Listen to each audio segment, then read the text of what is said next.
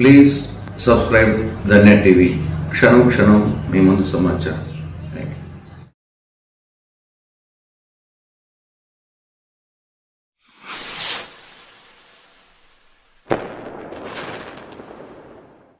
ప్రొద్దుటూరు నియోజకవర్గ voter మహాశయులందరికీ YSR Congress party అభ్యర్థిగా రాచమల్లు హృదయపూర్వకంగా నమస్కరిస్తూ,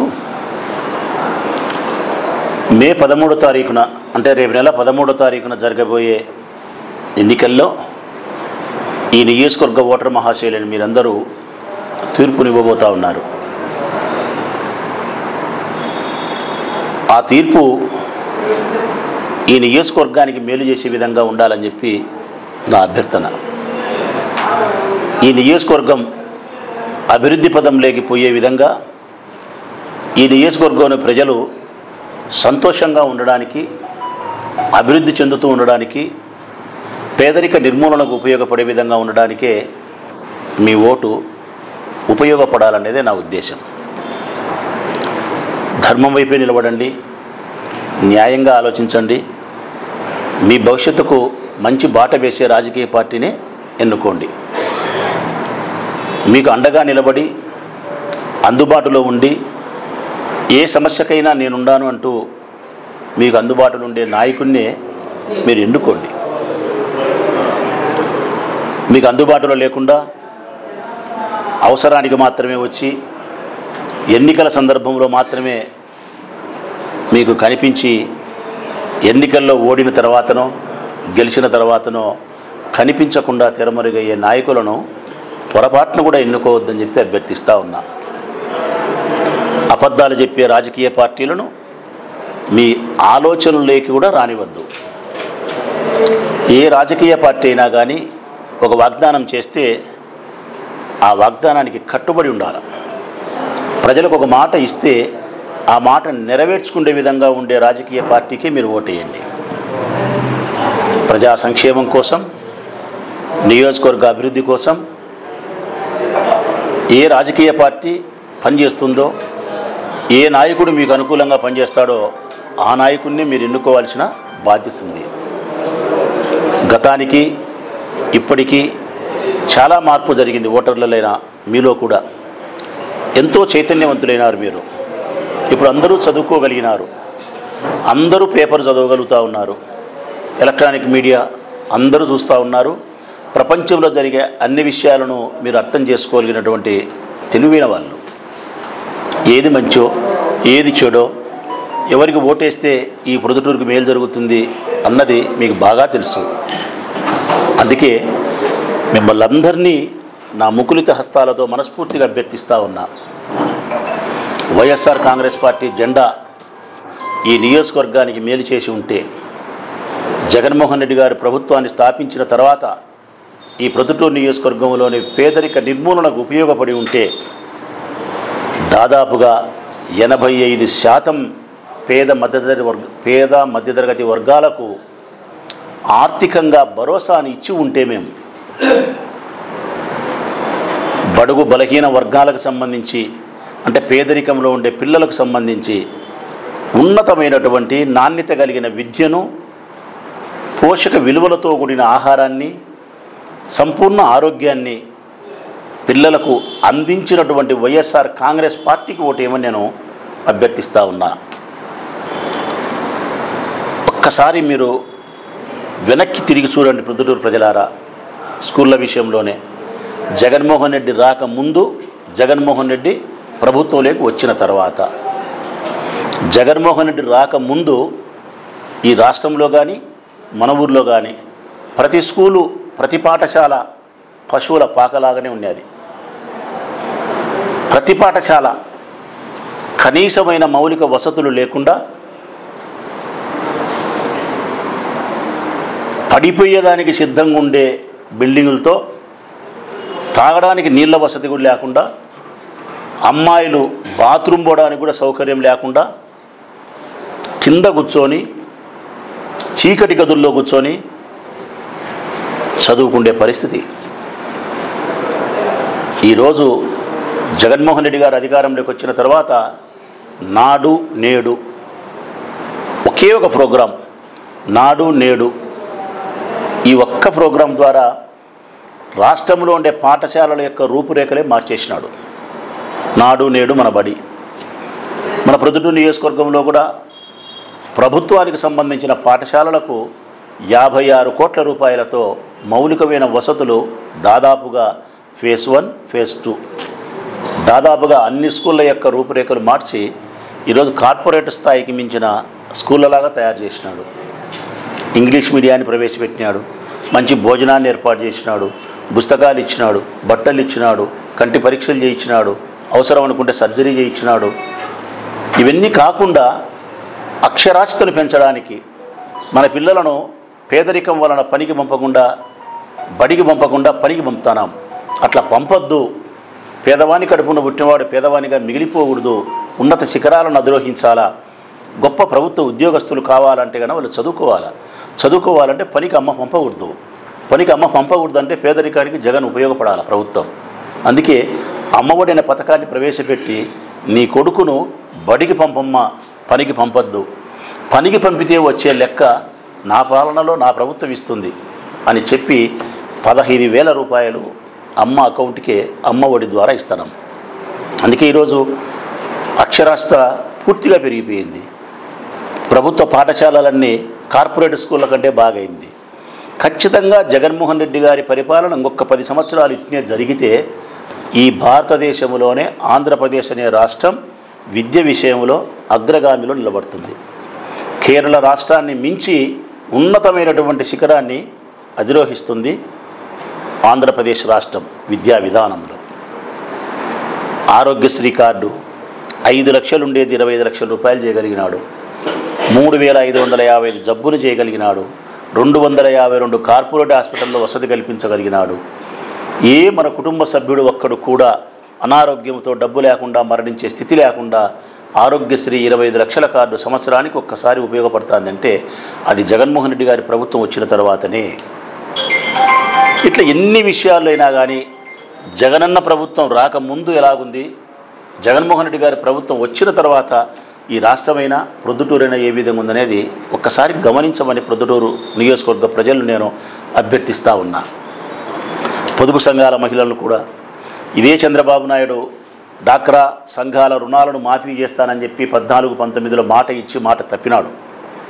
అదే జగన్మోహన్ రెడ్డి గారు 4 పావలాలుగా మీకు ఇస్తానని చెప్పి ఈ ఒక్క నా నియోజకవర్గంలో ఉండే అక్క చెల్లెమ్మలకు 200 కోట్ల రూపాయలు ఇచ్చినాడు. 160 కోట్ల రూపాయలు అసలును వారి అకౌంట్లకు పంపించినాడు. 40 కోట్ల రూపాయలను వడ్డీ రూపంలో వారి అకౌంట్లకు పంపించి ఈ ఒక్క ప్రొద్దుటూరు నియోజకవర్గం నుండి 50,000 మంది పొదుపు సంఘాల మహిళలకు 200 కోట్ల రూపాయలు చెల్లించడం ఒక గొప్పతనం అయితే, ఇచ్చిన మాట నిలబెట్టుకున్నాడు. అటువైపు చంద్రబాబు నాయుడు ఇచ్చిన మాటను తప్పినాడు. అటువైపు చంద్రబాబు నాయుడు ఒక్కసారి కూడా తన 14 ఏళ్ల జీవితంలో ఒక్క పాఠశాలను బాగు చేయలేకపోయినాడు. ఇటువైపు జగన్మోహన్ రెడ్డి గడిచిన 5 సంవత్సరాల్లోనే 6,000 పాఠశాలను బాగు చేయగలిగినాడు. ప్రొద్దుటూరులో కూడా 56 కోట్ల రూపాయల స్కూళ్ళకే ఇవ్వగలిగినాడు.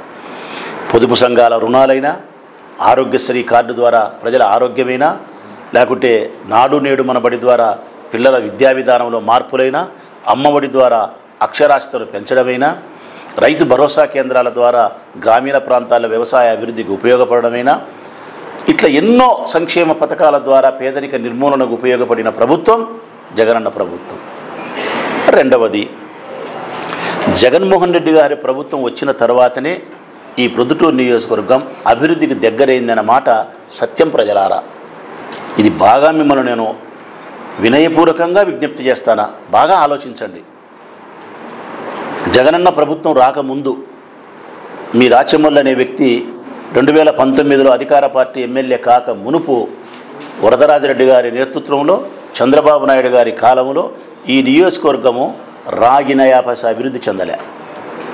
ఈ నియోజకవర్గానికి ఏదైనా అభివృద్ధి జరిగింది అనుకుంటే అది రాజశేఖర రెడ్డి గారి కాలంలో 2004-9 ఈ 5 సంవత్సరాల కాలంలో రాజశేఖర రెడ్డి కాలంలో మాత్రమే ఇక్కడ కొంచెం అభివృద్ధి జరిగింది. కొంచెం తప్పితే 2009 నుంచి 2019 వరకు 10 సంవత్సరాల కాలం పాటు ఈ నియోజకవర్గానికి రాగిన 50 పైసా అభివృద్ధి చంద్రబాబు నాయుడు చేయలే, కాంగ్రెస్ ప్రభుత్వం చేయలే. వరదరాజిరెడ్డి కాంగ్రెస్ ప్రభుత్వంలో 5 ఏళ్ళు ఉన్నాడు రోసయ్య కాలంలో. తర్వాత చంద్రబాబు నాయుడు కాలంలో 14 నుంచి 19 వరకు వరదరాజిరెడ్డి ఉన్నాడు. అంటే 2004 నుంచి 2009 వరకు రాజశేఖర రెడ్డి గారి ప్రభుత్వం ముగిసిన తర్వాత 2009 నుంచి 2019 వరకు 2 సార్లు అధికార పార్టీలోనే కొనసాగినాడు వరదరాజిరెడ్డి. గడిచిన 10 సంవత్సరాల కాలంలో 10 కోట్ల రూపాయల అభివృద్ధి కూడా ఈ నియోజకవర్గానికి చెయ్యలేకపోయినాడు. ఇంకా కరెక్ట్గా చెప్పాలంటే రాజశేఖర రెడ్డి గారు 2004-09లో ఈ నియోజకవర్గానికి అభివృద్ధి కోసం నిధులు ఇస్తే ఆ నిధులను ఖర్చు చేయలేక అసమర్థుడై ఖర్చు చేయలేక ఆ ఫండ్స్ను వెనక్కి పంపించినటువంటి గనుడు వరదరాజిరెడ్డి. అభివృద్ధి నిరోధకుడుగా వరదరాజిరెడ్డి రాజకీయం నుంచి నిష్క్రమించి మళ్ళీ 2వ ఇన్నింగ్స్లో ప్రారంభించి 85 సంవత్సరాల వయసులో గడిచిన 10 సంవత్సరాలు ప్రొద్దుటూరు పట్టణ ప్రజలకు దూరంగా ఉంటూ వీరి జీవితాలతో సంబంధ బాంధవ్యాలే లేకుండా దూరంగా ఇంటికే పరిమితమై ఉండి కేవలం ఆల్ ఆఫ్ షడన్ ఒక్కసారిగా 2019 సంవత్సరం నుంచి 23 సంవత్సరం వరకు కనిపించకుండా 2024 సంవత్సరంలో టికెట్ తీసుకొని ఎమ్మెల్యే అభ్యర్థిగా నాకు ఓటేయండి అని చెప్పి మీ ముందుకు వస్తూ ఉన్న విషయం వాస్తవమా కాదనేది ప్రజల్లే నేను అభ్యర్థిస్తూ ఉన్నా. అభివృద్ధి విషయంలో వైఎస్ఆర్ కాంగ్రెస్ పార్టీ గెలిచిన తర్వాతనే ఈ ఊరు అభివృద్ధి చెందింది. 41 మున్సిపల్ వార్డులలో 120 కోట్ల రూపాయలతో మీరు అడిగిన ప్రతి చోట రోడ్డు వేసినాం, మీరు అడిగిన ప్రతి చోట కాలు వేసినాం.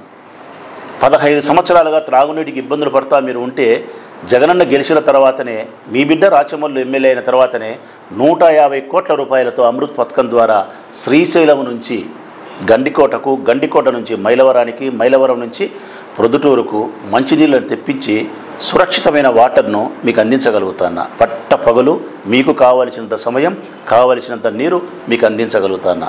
ఇక భవిష్యత్ కాలంలో ఎప్పుడే కానీ ఈ ప్రొద్దుటూరు పట్టణ ప్రజలకు నీటి ఎద్దడి ఉండదు అన్నది సత్యం. ఆ సత్యానికి కారణం వైఎస్ఆర్ కాంగ్రెస్ పార్టీ జెండా, మీ బిడ్డ రాచమల్లు. ఈ అభివృద్ధిని, ఈ సత్యాన్ని మీరు గ్రహిస్తారని చెప్పి నేను విశ్వసిస్తూ ఉన్నా. ఇవి కాకుండా గాలికి వదిలేసినటువంటి గాంధీ పార్కును 5 కోట్ల రూపాయలతో అందంగా తయారు చేసి మీ పిల్లల కోసం, మీకోసం అందించింది వైఎస్ఆర్ కాంగ్రెస్ పార్టీ జెండా. ఇవి కాకుండా మంచి మార్కెట్ మీకోసం కడతా ఉన్నాం. 53 కోట్ల రూపాయలతో 50% పని జరిగింది. 5 కోట్ల రూపాయలతో బస్టాండ్ను అభివృద్ధి చేస్తూ ఉన్నాం, పూర్తిగా వచ్చింది. 52 కోట్ల రూపాయలతో రామేశ్వరం పెన్నా రివర్ పైన బ్రిడ్జి కడతా ఉన్నాం, 50% వర్క్ జరిగింది. 65 కోట్ల రూపాయలతో వైఎస్ఆర్ ఇంజనీరింగ్ కాలేజీ కడతా ఉన్నాం, 50% పైనే పని జరిగింది. 160 కోట్ల రూపాయలతో భూమిలో మీరు తాగే నీళ్లు సప్లై చేసే పైప్ లైన్ కొత్తది వేస్తూ ఉన్నాం, పని జరుగుతూ ఉంది. 160 కోట్ల రూపాయలతో కాలువల ఆధునీకరణ పని జరుగుతూ ఉంది.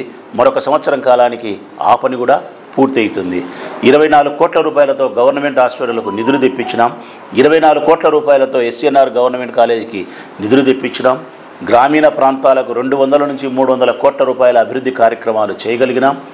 గోపవరం గ్రామ పంచాయతీ నుండే 33 kV లైన్ మార్చగలిగినాం. గోపవరం గ్రామ పంచాయతీలో ఉండే నీటి ఎద్దడిని పరిష్కరించగలిగినాం. భగత్ సింగ్ కాలనీకి 5 వీధులకు కాలువలు నిర్మించగలిగినాం. హౌసింగ్ బోర్డులో 5 కోట్ల రూపాయలతో పార్కు నిర్మిస్తూ ఉన్నాం. హౌసింగ్ బోర్డుకు జౌకులు నీరును పెన్నా రివర్ నుంచి తీసుకొచ్చి మంచినీటిని ఇవ్వగలుగుతూ ఉన్నాం. గోపవరం పంచాయతీలో యానాది కాలనీకి పెన్నా రివర్ నుంచి నీళ్లను సప్లై చేసినాం. కొత్తపల్లె పంచాయతీలో ప్రకాష్ నగర్కు 5.5 కోటితో అభివృద్ధి కార్యక్రమాలు పూర్తిగా చేసి బృందావన వనం చేయగలిగినాం. ఇంకొకటి కూడా కొత్తపల్లె పంచాయతీలో వివేకానంద నగర్ కాలనీ 1,20,00,000తో కాలువ నిర్మిస్తూ ఉన్నాం. 50 సంవత్సరాలుగా పట్టించుకోలే. ఆటో నగర్కు మా సొంత డబ్బులు ₹1 కోటి పెట్టి రోడ్లు వేయగలిగినాం. ఒక్కటేమిటి, గ్రామీణ ప్రాంతాలలో కానీ ప్రొద్దుటూరు మున్సిపల్ వార్డులలో కానీ మౌలికమైన వసతులను అందించింది వైఎస్ఆర్ కాంగ్రెస్ పార్టీ జెండా. పేదరిక నిర్మూలనకు సంక్షేమ పథకాలతో ఆర్థిక భరోసాను ఇచ్చింది వైఎస్ఆర్ కాంగ్రెస్ పార్టీ జెండా.